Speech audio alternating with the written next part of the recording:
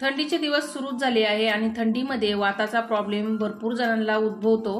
म्हणजे 80% जवळजवळ लेडीजला किंवा जेंट्सला वाताचा प्रॉब्लेम उद्भवतो। तर त्याच्यामध्ये काहीतरी आपल्याला चेंज केलं पाहिजे आपल्या शरीरामध्ये। तर मी आज मस्त असे बहुगुणी लाडू बनवत आहोत। तर हे लाडू खाल्ल्याने तुमची तब्येत पण होऊ शकते, कारण की मी हे पहिलं ट्राय केलेलं आहे। माझे मेटची मुली जी आहे मुलगी, तिची तब्येत होत नव्हती, त्याला मी हे लाडू बनवून दिले होते। त्यांनी हे कम से कम महिनाभर हे लाडू खाल्ले, त्यांची तब्येत झालेली आहे। तर चला बहुगुणी लाडू बनवायला सुरुवात करूया। तर इथे मी खजूर घेतलेली आहे, बघू शकता ही खजूर ओली खजूर आहे काळी।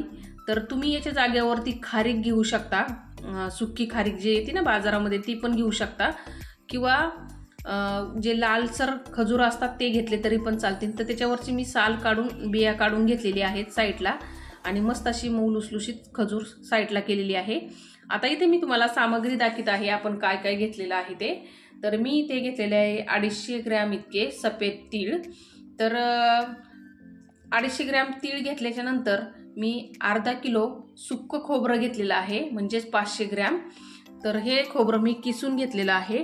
आता जेवढं खोबरं घेतलेलं आहे मी तेवढेच मी इथे शेंगदाणे घेतलेले आहेत, हे कच्चे शेंगदाणे आहेत।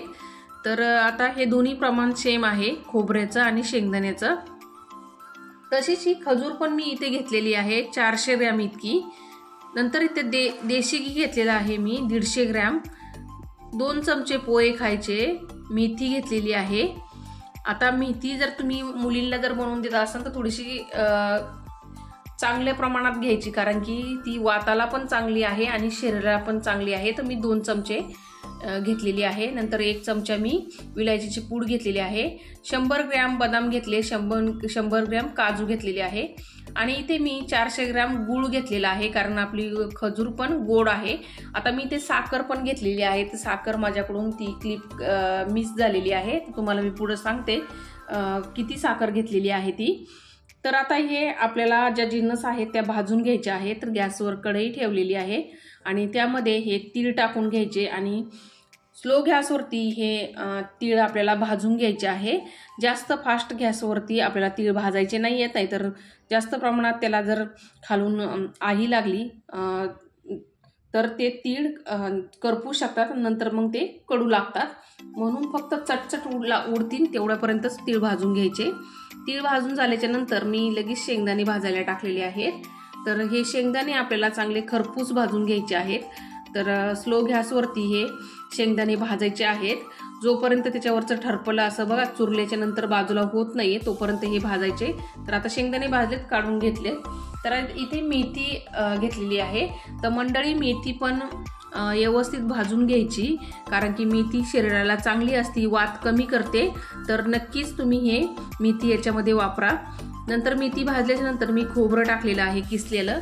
तर हे खोबरं आपल्याला जास्त करपवायचं नाहीये, म्हणजे जास्त वेळ भाजायचं नाहीये, फक्त हाताला असं चुरचुरीत लागन हाताला चुरल्यानंतर, म्हणजे कडक करून घ्यायचं फक्त स्लो गॅसवरती।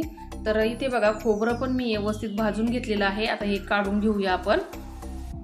आता हे सर्व जिन्नस आपल्या भाजून झालेले आहेत। तर आता मी इथे घी टाकून घेतलेलं आहे कढईमध्ये, आणि घी वितळून झाल्याच्या नंतर त्यामध्ये मी ही खजूर टाकून घेत आहे। आता ही खजूर कशामुळे टाकायची याच्यामध्ये, कारण की ही खजूर ओली आहे। ओली खजूर जर आपण लाडवामध्ये वापरली आणि लाडू स्टोअर केले तर आपली जे लाडू आहेत ते खराब होऊ शकतात, कारण की खजूर ओली आहे त्याच्यामुळं। तर म्हणून ही तुपामध्ये चांगली भाजून घ्यायची आहे, म्हणजे त्याच्यामधला वरसरपणा कमी होईल आणि लाडू कितीतरी दिवस तुम्ही स्टोअर केले तरी ते खराब होणार नाही आहेत। मग आता खजूर जर भाजलेली आहे, चांगली परतलेली आहे, तर याच्यातलं घी जे आहे ते निथळून घ्यायचं साईडला काढून प्लेटमध्ये। आणि नंतर जे बदाम काजूचे मी असे तुकडे करून घेतलेले आहेत। तुम्ही याच्यामध्ये अजून तुमच्या आवडीनुसार ड्रायफ्रूट वापरू शकतात, मी फक्त इथे बदाम काजू वापरलेले आहेत। आता हे पण हलके असे भाजून घ्यायचेत आपल्याला। तर भाजल्यानंतर काढून घेतले। आता ज्या जिन्नस आपण भाजून घेतलेले आहेत, तीळ, खोबरं, शेंगदाणे, आपल्याला हे वाटून घ्यायचे आहेत। तर फक्त एक गरका द्यायचा आहे मिक्सरला, जास्त प्रमाणात त्याला फिरवत बसायचं नाहीये। तर असं जाडसर थोडं थोडं ठेवायचं आहे, म्हणजे लाडू खाताना चांगले लागतात। मग आता नंतर मी शेंगदाणे पण तसेच भाजून दळून घेतलेले आहे मिक्सरला, भरड असे, जास्त पावडर करायची नाहीये, थोडेसे असे भरड घ्यायचे दळून। आता ही खजूर जरा थोडीशी ओलसर वाटते, म्हणजे चिकट वाटते, तर त्याच्यामध्ये थोडंसं मिश्रण टाकायचं आणि हाताने हे मिक्स करून घ्यायचा, म्हणजे जे खजूर आहे ती एकदम सुट्टी सुट्टी होते, चिकट राहत नाही आणि पूर्ण मिश्रणामध्ये मिक्स होते. मग आता इथे मी जायफळ आणि जी मेथी आहे ती वाटून घेतली, ती पण मिक्स करून घेतली आणि 1 चमचा विलायचीची पूड होती ती पण टाकून घेतली. नंतर याच्यामध्ये जे काजू बदाम आपण घेतले होते ना, ते पण याच्यामध्ये टाकून घेतले आणि मिक्स करून घ्यायचं आहे. आता आपल्याला जी खजूर जी आपण मिश्रणामध्ये मिक्स केली होती ती पण याच्यामध्ये टाकून घ्यायची आणि हाताच्या साहाय्याने व्यवस्थित असे सुट्टी सुट्टी करून घ्यायची आहे. पटकनी सुट्टी सुट्टी होते कारण की त्याच्यामध्ये आपण हे मिश्रण ॲड केलेलं आहे म्हणून. तर बघू शकता मस्त मिक्स झालेलं आहे. आता आपण पाक तयार करून घेऊया. तर कढईमध्ये मी परत 2-3 चमचे घी टाकलेलं आहे आणि त्याच्यामध्ये गूळ टाकलेला आहे. तर मंडळी तुम्ही पूर्णपणे हे गुळामध्ये पण बनवू शकता, पण मी दोन्ही साखर पण टाकलेली आहे आणि गूळ पण टाकलेला आहे. तुम्ही एका याच्यातही बनवू शकता. शक्यतो तुम्ही इथं गुळच वापरा, गुळाने चांगले व्यवस्थित लाडू बनतात. तर मी इथे दोन्ही प्रमाणात घेतलेले आहे, म्हणजे मी 400 ग्रॅम गूळ घेतलेला आहे आणि 200 ग्रॅम साखर घेतलेली आहे. कारण की खजूर थोडीशी गोड असते ना, म्हणून मी इथे थोडंसं प्रमाण कमी केलेलं आहे. तर आता हे वितळल्यानंतर त्याच्यामध्ये थोडंसं मी 1 छोटी वाटी पाणी टाकून घेतलेलं आहे. पाणी एकदम 2-3 चमचेच पाणी टाकायचं आहे, जास्त पाणी टाकायचं नाही आहे. तर मस्त असा पाक तयार करून घ्यायचा. तर इथे बघा पाक कसा ओळखायचा तयार झालाय की नाही. थोडंसं वाटीमध्ये पाणी घ्यायचं आणि हातामध्ये याची गोळी तयार करून घ्यायची. ही जे पाकाची जर गोळी तयार झाली तर समजायचं आपली पाक इथं तयार झालेला आहे. तर आता या मिश्रणामध्ये हा पाक टाकायचा. तर मंडळी तुमच्याकडे लाडू बांधायला जर जास्त माणसं असतील तर तुम्ही पूर्णपणे पाक ह्या मिश्रणामध्ये टाका. जर नसतील तर थोडा थोडा पाकाचा वापर करूनच तुम्ही लाडू बांधा.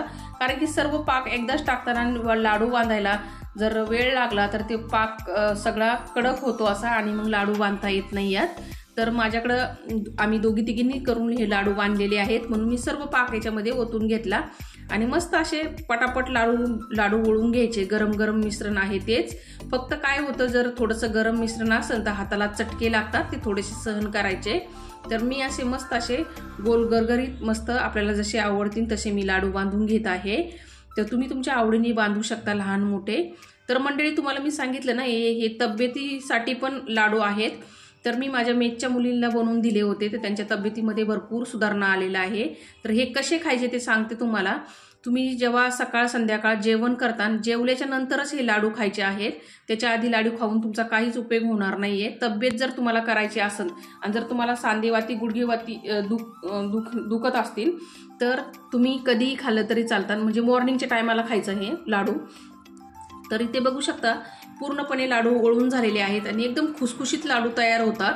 आणि मी तब्येतीचं जे सांगितलं ना तुम्हाला, तर ते मी ट्राय केलेलं आहे आणि 100% रिझल्ट आलेला आहे. मस्त तब्येत होती या लाडूनी, जर एखाद्याची तब्येत कमजोर असेल तर.